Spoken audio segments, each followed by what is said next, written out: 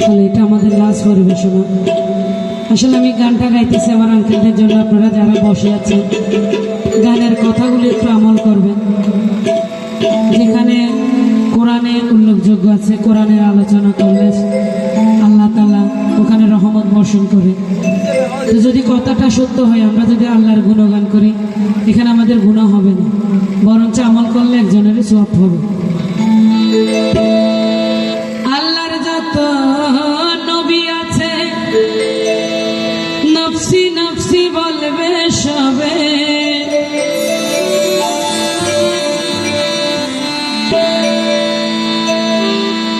কাঁদবে সবাই হইয়া লাচার।